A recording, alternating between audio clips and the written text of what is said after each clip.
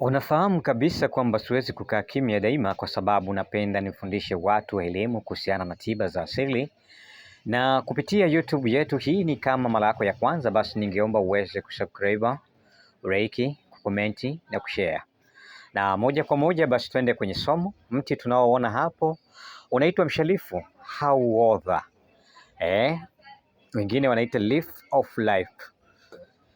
Huu ni mti ambao wenye maajabu mengi sana. Ni jani ambalo ukiliweka chini linaota lenyewe. Zamani tulikuwa tunapasha kwenye moto, yale maji yake tunadondoshea kwenye macho yanayouma, na macho yalikuwa yanakwenda kupona kabisa.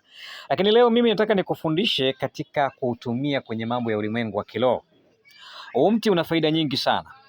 Kwanza, huleta bahati. Ili uweze kukuletea bahati, unachukua jani la mti huu au mmea huu, uweka kwenye maji, huwe unaoga. Lakini pia unaweza kuweka kwenye maji ukamwaga nyumbani kwako au sehemu yako ya biashara. Lakini pia unaweza ukachoma sehemu yako ya biashara kwa ajili ya kuvutia mvuto. Lakini pia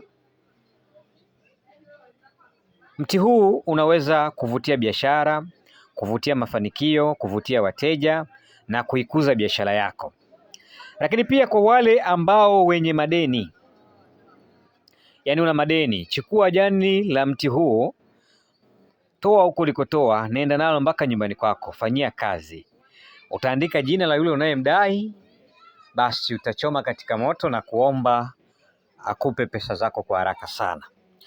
Lakini kwa wale ambao wamegombana na wapenzi wao na wanataka kuunganishwa, chukua hili jani, andika jina la mpenzi wako, choma katika moto kwa manuizo.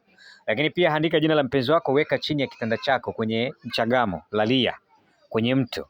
Basi itakuwa vizuri sana, lakini unaweza kuoga. Lakini unataka kusaidiwa na watu, chukua hili jani, weka katika mafuta, yale mafuta uwe unapakaa. Lakini pia unaweza kuchoma au kuoga au tembea nalo mfukoni.